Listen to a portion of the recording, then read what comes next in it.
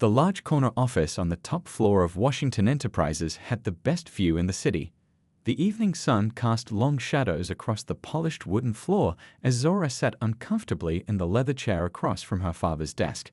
She couldn't remember the last time she'd felt this nervous around him. Her father, the founder and CEO of one of the biggest black-owned tech companies in the country, looked tired. The treatments were taking a toll on him. His once strong frame seemed smaller behind the massive desk that had been the command center for his business empire for over 30 years. "You wanted to see me?" Zora asked, trying to keep her voice steady. She'd been working as a senior manager for 3 years now, climbing the ranks faster than most.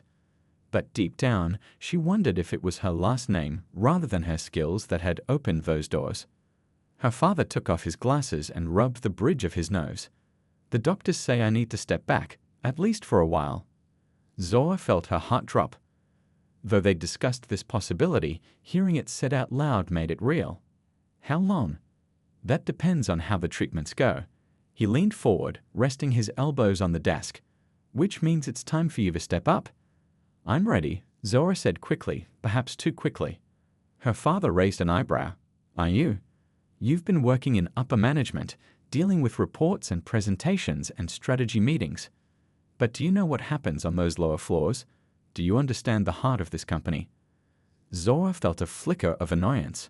She'd worked hard to learn the business, putting in long hours and sacrificing her personal life. "I've been here every day for 3 years. I know this company." "You know the executive version," her father corrected her gently. "Before I hand over my life's work, I need to know you understand every part of it, even the parts you can't see from this office." He reached into his desk drawer and pulled out an envelope, sliding it across to her. Confused, Zora opened it and pulled out an ID badge with her photo. But instead of her name, it read Joy Williams. "What is this?" "A challenge," her father explained.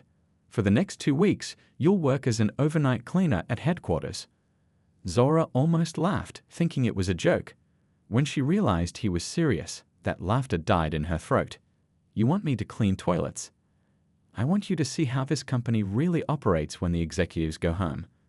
I want you to learn what happens after dark, how people act when they think nobody important is watching."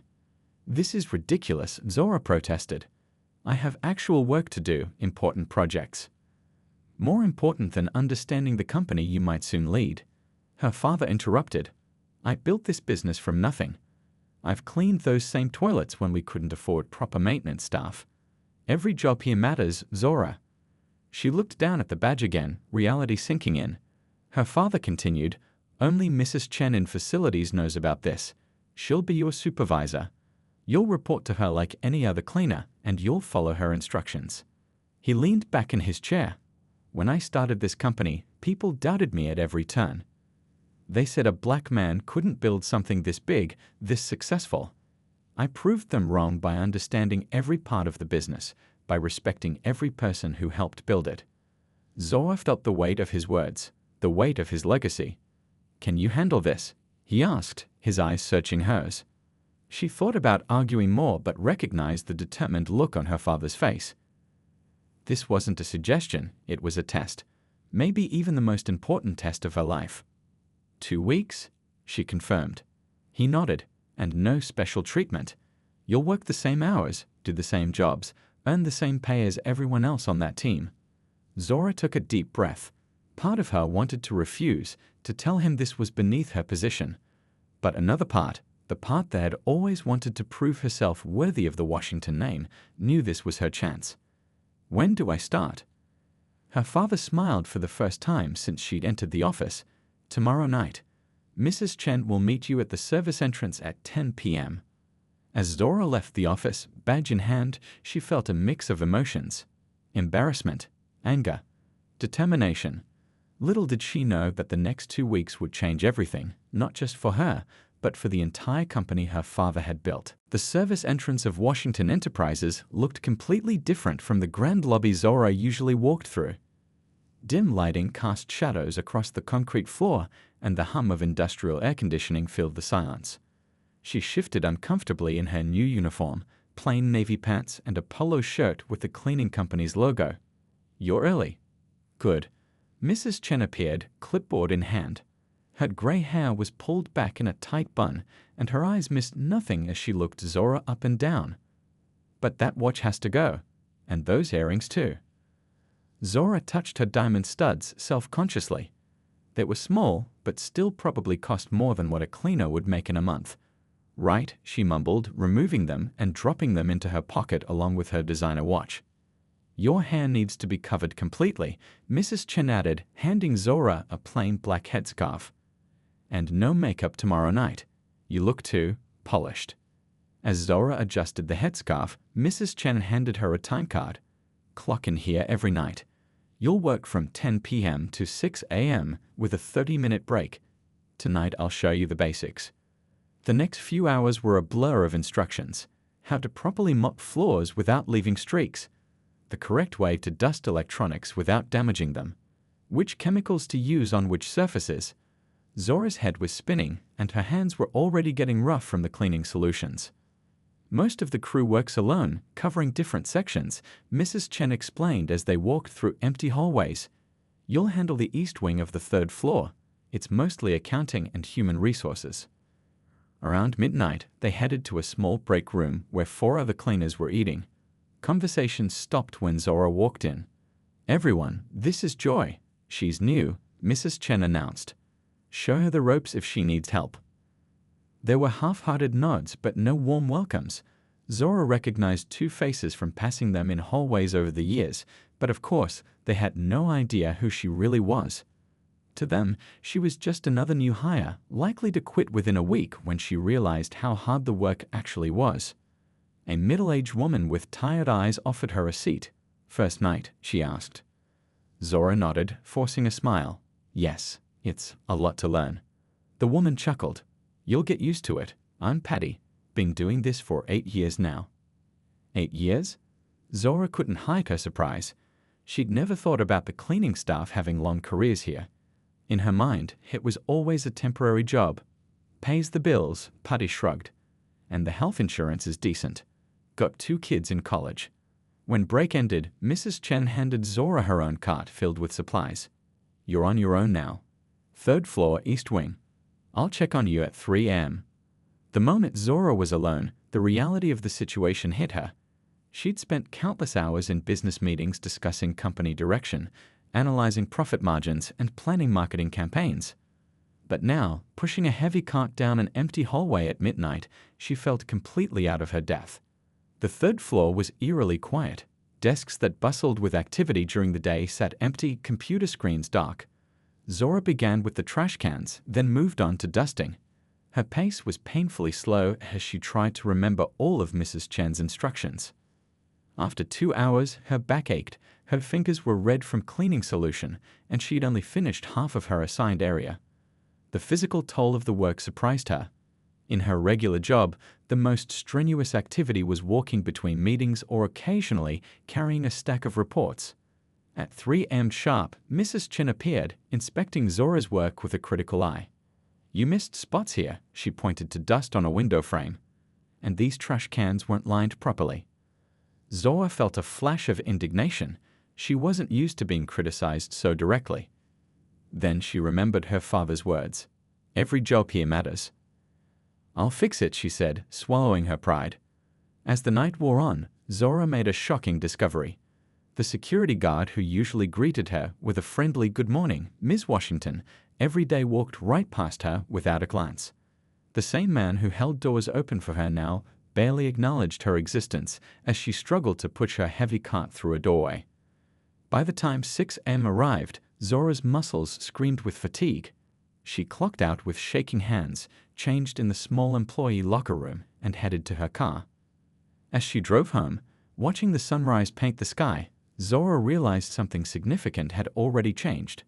For the first time in her privileged life, she knew what it felt like to be invisible in the very building that had her family name on it. By the end of her first week as a cleaner, Zora had settled into a routine. Her hands had developed calluses, and her movements became more efficient. The aching in her back hadn't gone away completely, but she'd learned little tricks to make the work easier, like using her body weight instead of arm strength when mopping, and organizing her cart so she didn't have to bend down as often.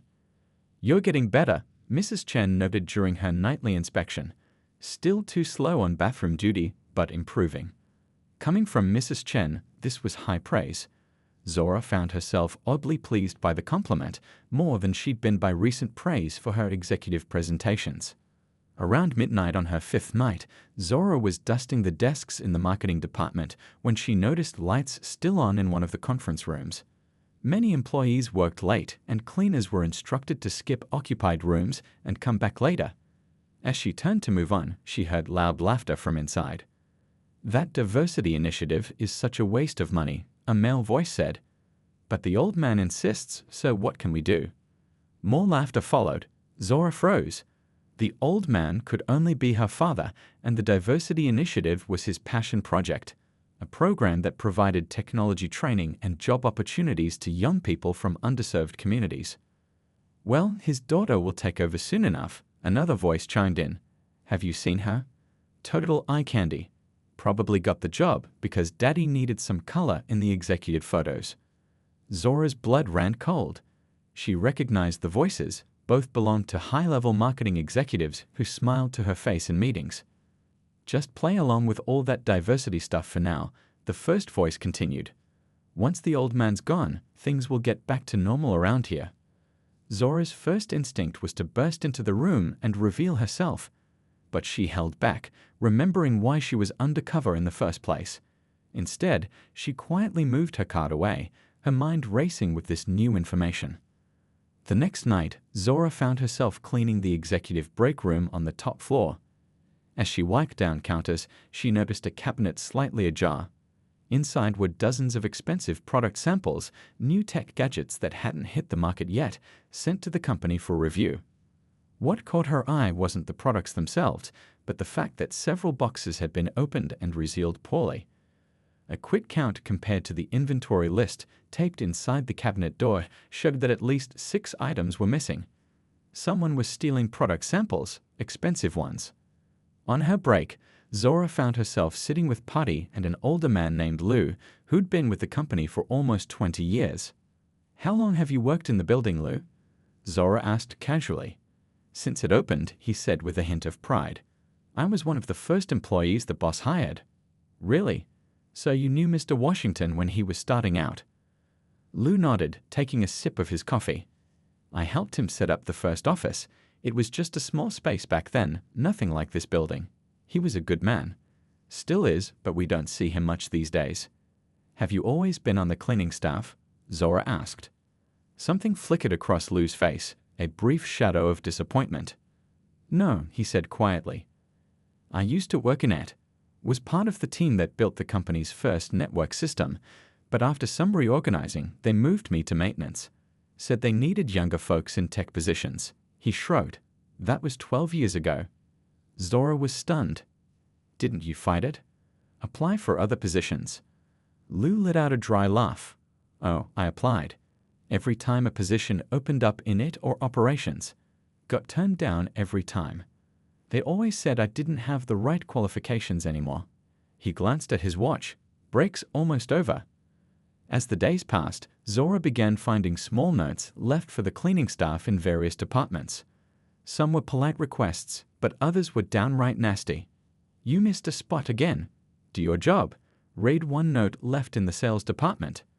In the legal department, she found coffee deliberately spilled across a desk with a note saying, "Since you have nothing better to do, clean this up." What bothered Zora most wasn't just the rudeness, but the fact that these notes came from departments that publicly championed the company's values of respect and dignity for all employees. One night, as Zora was cleaning the women's restroom, she heard crying from one of the stalls. She paused, unsure what to do. "Hello? Are you okay?" she called softly. The crying stopped abruptly. After a moment, a young woman emerged, her eyes red. Zora recognized her as a new hire in the finance department. "I'm fine," the woman said, quickly washing her hands. "Long day?" Zora asked, continuing to clean the mirror to appear casual. The woman hesitated, then nodded. "I made a small mistake on a report. My manager spent 20 minutes yelling at me in front of everyone." Her voice cracked. "He said people like me only got hired to fill quotas." Zora felt a knot form in her stomach. "People like you?" Minorities, the woman clarified, her eyes downcast. I have a master's degree from a top university, but he made me feel like I didn't deserve to be here. After the woman left, Zora leaned against the sink, her reflection staring back at her in the freshly cleaned mirror. The company she thought she knew, the company her father had built on principles of equality and respect, seemed to have a very different face after hours. By the end of the week, Zora realized she wasn't just learning about cleaning floors and emptying trash. She was discovering the true culture of Washington Enterprises, the one that existed when executives thought no one important was watching. And what she was seeing made her wonder if she really knew her father's company at all. The start of Zora's second week undercover came with a strange sense of belonging. The other cleaners now nodded to her when she arrived, and Patty had even saved her a spot at their break table. Her hands no longer blistered from the cleaning chemicals, and her back had adjusted to the long hours of bending and scrubbing. You've lasted longer than most, Lou told her with a hint of respect in his voice. Usually the new ones quit after 4 or 5 days. The work's not easy, Zora admitted, but it's educational. Lou chuckled. That's one way to put it. That night, Zora was assigned to clean the executive floor. She usually avoided that area, afraid someone might recognize her despite her disguise. But Mrs. Chen had been firm. Third floor cleaner called in sick. You're covering the executive wing. The top floor felt different at night, eerier somehow. These were the hallways she normally walked with confidence during daylight hours. Now, pushing her cleaning cart past darkened offices with their nameplates and awards, she felt like an intruder. Most offices were empty, but light spilled from under the door of the main conference room.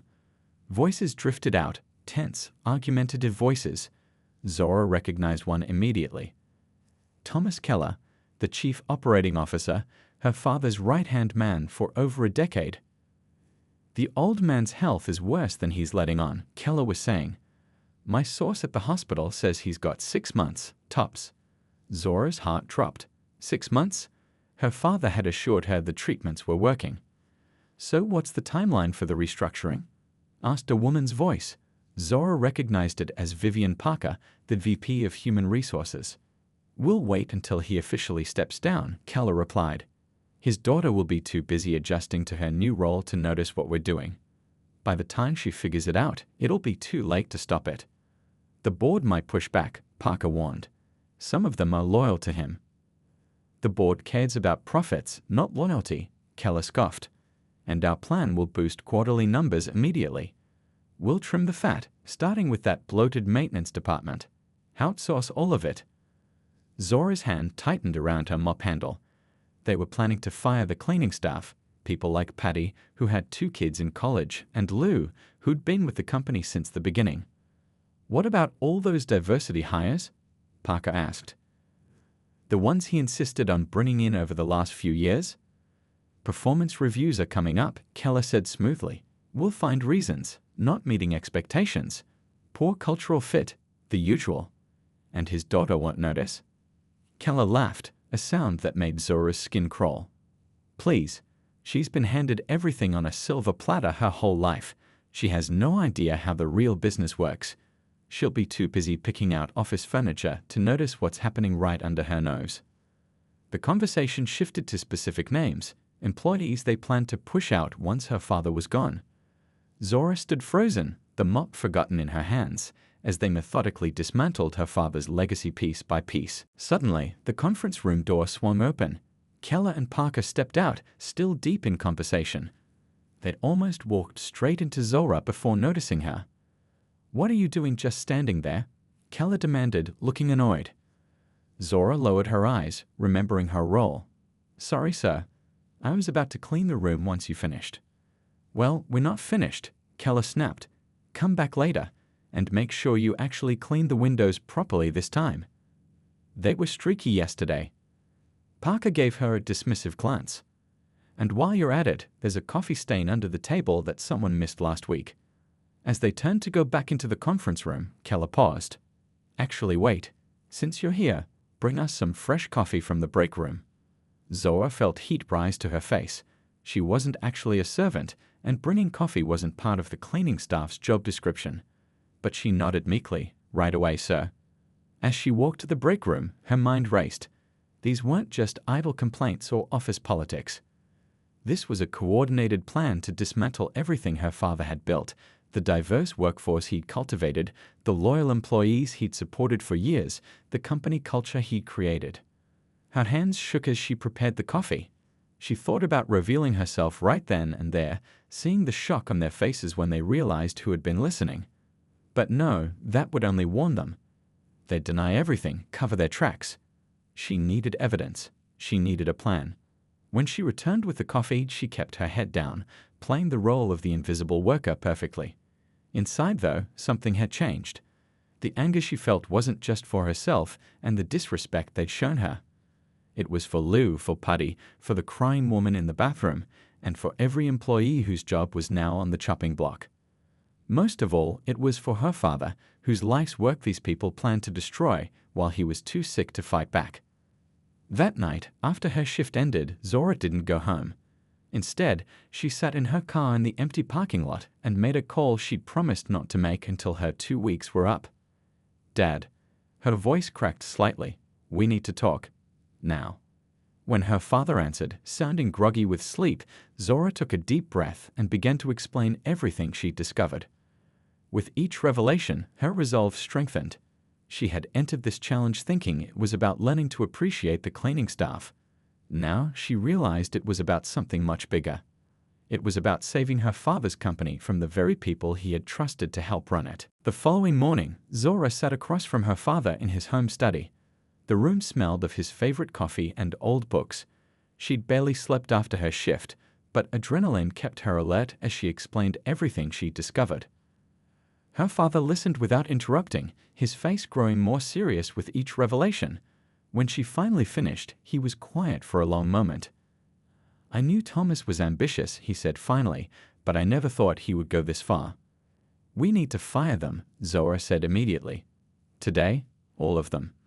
Her father shook his head. "And then what? Replace half the executive team overnight?" The board would panic. The stock would plummet. He rubbed his forehead. "Besides, we need proof. Their word against yours wouldn't be enough, especially with me stepping back." "So we do nothing." Zora couldn't keep the frustration from her voice. "I didn't say that." A familiar gleam appeared in her father's eyes, the look he got when working on a particularly challenging problem. "You have 1 week left undercover. Use it wisely." They spent the next hour developing a plan. Zora would continue her cleaning job, but now with a clear purpose: gather evidence of the corruption and mistreatment happening throughout the company. "One more thing," her father said as she was leaving, "about my health." Zora braced herself for bad news. "Keller's source is wrong. The treatments are working better than expected. The doctors are optimistic." Relief flooded through her. "So you're not dying in 6 months?" He chuckled. "Not if I can help it. But let's keep that between us for now. Let Keller and his friends think they have time." That night, Zora returned to work with renewed purpose. Mrs. Chen seemed to notice the change in her demeanor. "You walked differently tonight," she observed as Zora clocked in, more determined. Zora hadn't realized how perceptive the older woman was. "I'm getting used to the job, I guess."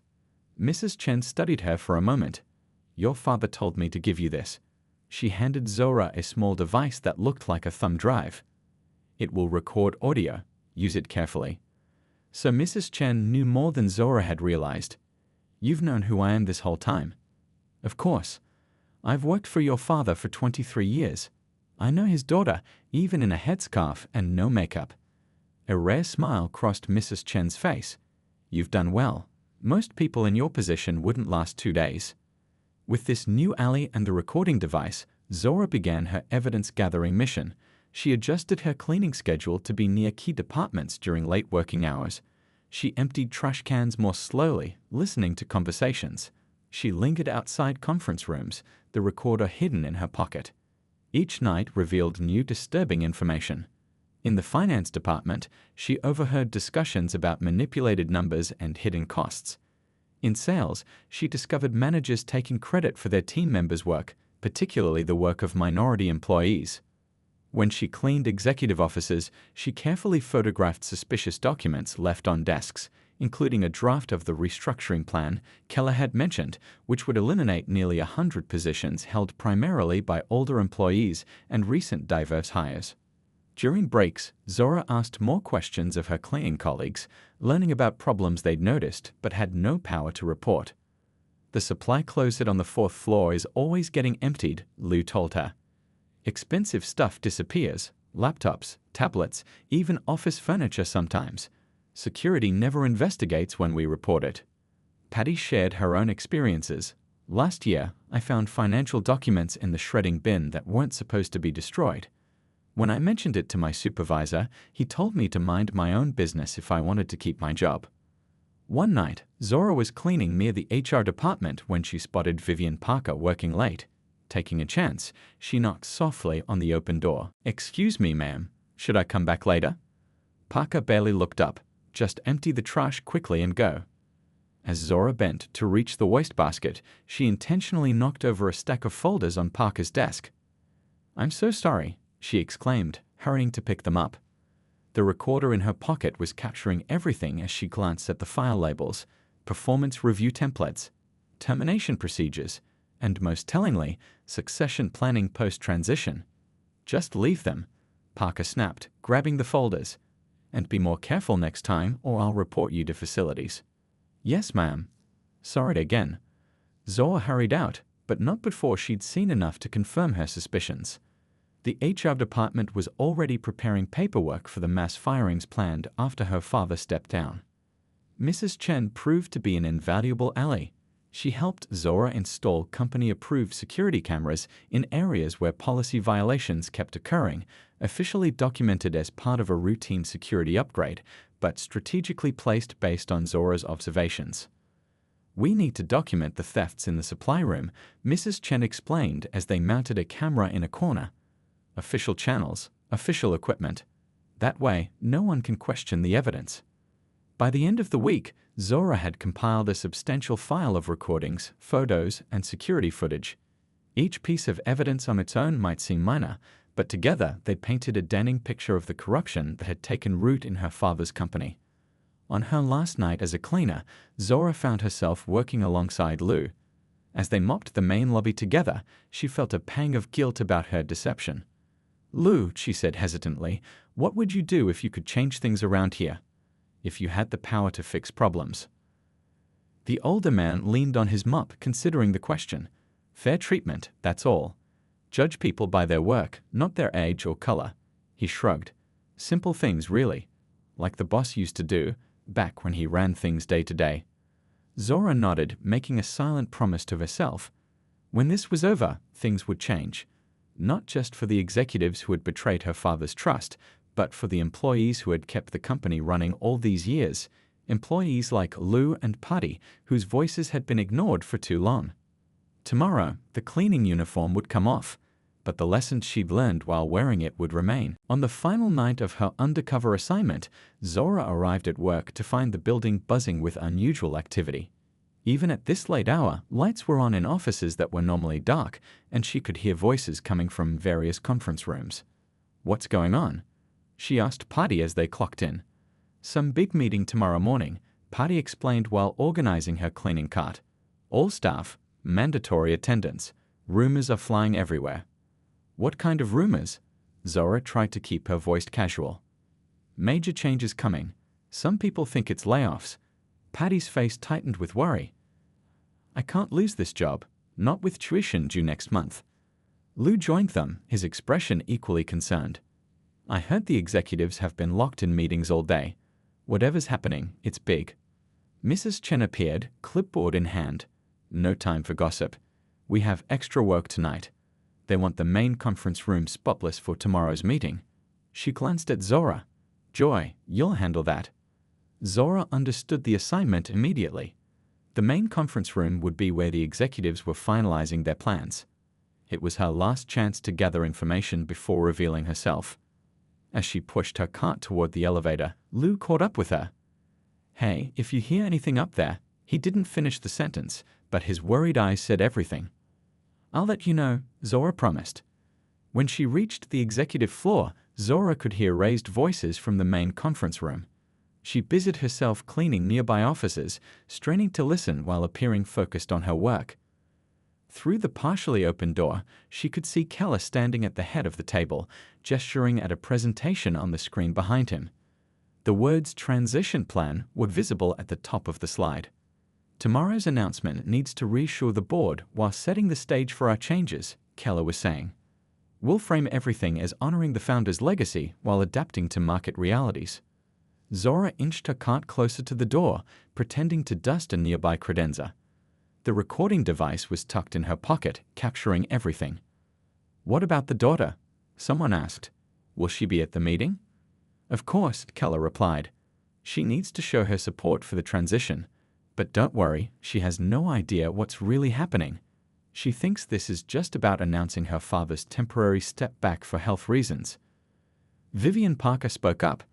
"I've prepared the first wave of termination notices. We can start distributing them by the end of the week, starting with maintenance and support staff." Zora's hand tightened around her duster. They were planning to start the firings immediately, beginning with people like Putty and Lou. "Perfect," Keller smiled. "The sooner we cut that dead weight, the better our next quarterly report will look." Someone at the table laughed. "Not to mention those diversity hires. Talk about dead weight." Zora had heard enough. She was about to back away when the conference room door suddenly swung wide open. Keller stood there, staring directly at her. "How long have you been standing there?" he demanded. Zora lowered her eyes, heart pounding. "Just arrived, sir. I'm supposed to clean the conference room for tomorrow's meeting." Keller looked suspicious. "We'll be here another hour at least. Come back later." "Actually," Parker interrupted, "while she's here, I could use some coffee. Black, no sugar." Several other executives chimed in with their own coffee orders. Keller rolled his eyes but nodded at Zora. "Make it quick." As she hurried to the executive break room, Zora's mind raced.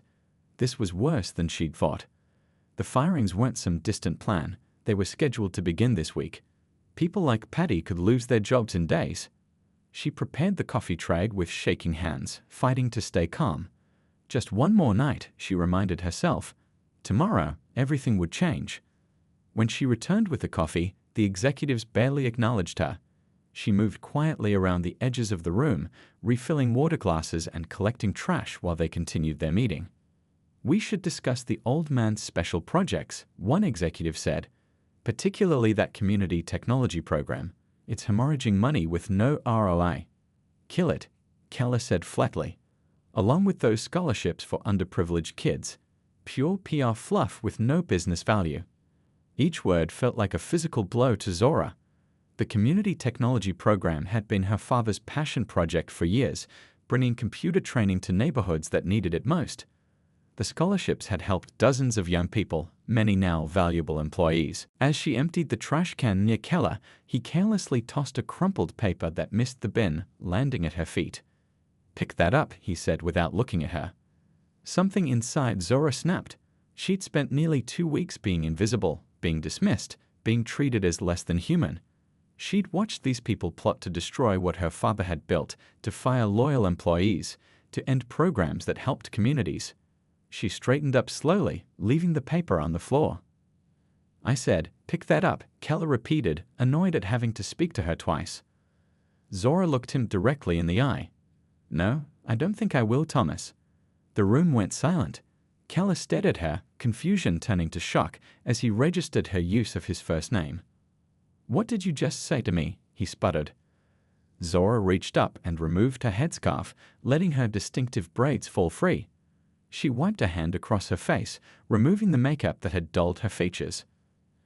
"I said no, Thomas. And while we're at it, make your own coffee next time." The executives' faces transformed one by one as recognition dawned. Vivian Parker's coffee cup slipped from her fingers, spilling across the table. "Zora."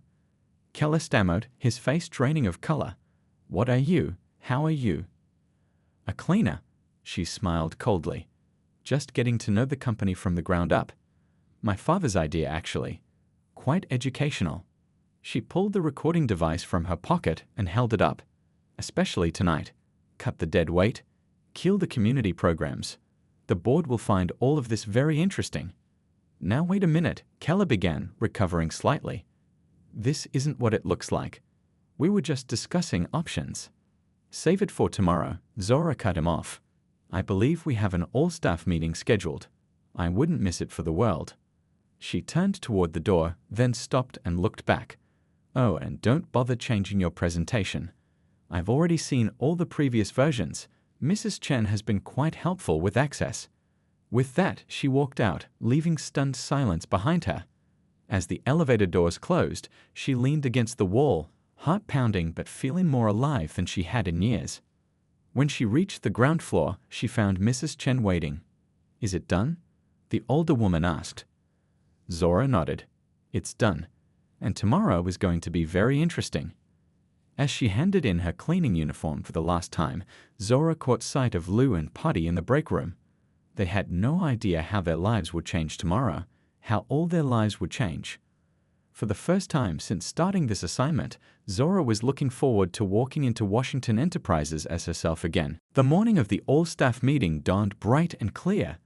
Zora arrived early, dressed in a tailored navy suit that felt strangely confining after 2 weeks in cleaning uniforms. Her father met her in his office, looking stronger than he had in weeks. "Ready?" he asked, reviewing the evidence they'd compiled overnight. Zora nodded, though butterflies fluttered in her stomach. What if the board sides with Keller? He's been with the company a long time. Her father placed a hand on her shoulder. "Trust yourself. You've seen this company in ways I never could. Whatever happens today, I'm proud of you." The main auditorium was packed by 9 a.m. Employees from every department filled the seats, voices buzzing with speculation about the mysterious meeting. Zora spotted Lu and Potty near the back, looking nervous in their day clothes. She'd never seen them outside their cleaning uniforms before. On stage, the executive team shifted uncomfortably. Keller kept checking his phone, sweat visible on his forehead. Vivian Parker whispered urgently to the others, occasionally glancing toward the doors as if planning an escape route. At precisely 9:15, Zora's father walked onto the stage. The room fell silent. "Good morning," he began, his voice strong despite his recent health struggles. "I called this meeting to discuss the future of Washington Enterprises." He gestured toward the executives seated behind him. "For years, I've trusted these people to help run the company according to the principles we were founded on: integrity, respect, and equal opportunity for all." Keller smiled weakly, clearly expecting the typical "I'm stepping back for health reasons" speech they planned. "Recently, however, I discovered that my trust was misplaced." The smile vanished from Keller's face. 2 weeks ago, I asked my daughter to undertake a special assignment. Her father turned and extended his hand toward Zora, who rose from her seat in the front row and joined him on stage. "Some of you know Zora as an executive. Others," he looked meaningfully toward the back of the room where the cleaning staff sat, "know her as Joy, who recently joined our cleaning team." A murmur swept through the audience. Zora could see Lu's jaw drop as he nudged Potty, who covered her mouth in shock. What she discovered while working undercover was troubling, to say the least. With that, Zora stepped forward. A screen lowered behind her, and she launched the presentation they'd prepared overnight. "For 2 weeks, I emptied your trash cans, cleaned your bathrooms, and mopped your floors," she began. "Most of you never noticed me. Some of you were kind. Others, her eyes fixed on Keller, showed their true character when they thought nobody important was watching." Over the next 20 minutes, Zora presented their evidence: audio recordings of executives mocking diversity initiatives, security footage of stolen product samples, documented instances of discrimination, and finally, the detailed plans to dismantle her father's legacy, firing long-term employees, cutting community programs, and undoing years of progress toward workplace equality. With each revelation, the audience's reaction grew more intense. Gasps, angry murmurs, even tears from some longtime employees who felt betrayed. Keller attempted to interrupt several times, but Zora's father shut him down with a raised hand. "You'll have your chance to speak, Thomas, at your exit interview." When Zora finished presenting, she looked out at the stunned audience. "I came into this experience thinking I was learning about cleaning floors. Instead, I learned about people who can be trusted and who cannot." She gestured toward the back of the room. "Lu has worked here for 20 years. He helped build our first network system. Yet when the company reorganized, he was pushed aside because of his age. Patty works 3 jobs to put her kids through college, yet executives complained about giving the cleaning staff a living wage. These are the people who keep our company running. They deserve our respect, not our contempt. Her father stepped forward again. Effective immediately, Thomas Keller, Vivian Parker, and 4 other executives are no longer with the company. Their replacements will be announced next week after a thorough review of qualified internal candidates. The dismissed executives were escorted from the stage by security. Keller's face was red with fury as he was led past Zora. "You'll regret this," he hissed. "The board will never stand for it." Actually, her father replied loud enough for everyone to hear, "The board chairperson is my sister. She's very interested in hearing these recordings." As the meeting continued, Zora announced several immediate changes: a company-wide salary review to address pay inequities, a new anonymous reporting system for workplace issues, and reinstatement of employees who had been unfairly demoted, starting with Lou. "And one more thing," she added. "Our janitorial staff is being brought in-house as full employees with benefits and advancement opportunities. No more outsourcing essential workers." The applause that followed was deafening, particularly from the back of the room where the cleaning staff sat. After the meeting, employees lined up to speak with Zora and her father. Some offered apologies for how they'd treated Joy the cleaner. Others shared their own stories of problems they'd witnessed but been afraid to report. Lou pushed through the crowd with Potty beside him. He shook his head in disbelief. "All this time you were the boss's daughter, cleaning toilets and emptying trash." Zora smiled. "I learned more from working alongside you than I ever did in the executive suite." "So what happens now?" Potty asked, still looking stunned. "Now," Zora's father answered, "my daughter starts learning how to run this company properly, from the ground up, not the top down." That evening, as the building emptied for the day, Zora took a walk through the empty halls. She passed the executive offices where new leadership would soon take over. She visited the marketing department where employees had mocked diversity initiatives, now being redesigned with input from staff at all levels. Finally, she rode the elevator down to the service level, where the cleaning staff prepared for their nightly routine. Mrs. Chen was there, organizing supply carts. "Will you miss it?" the older woman asked.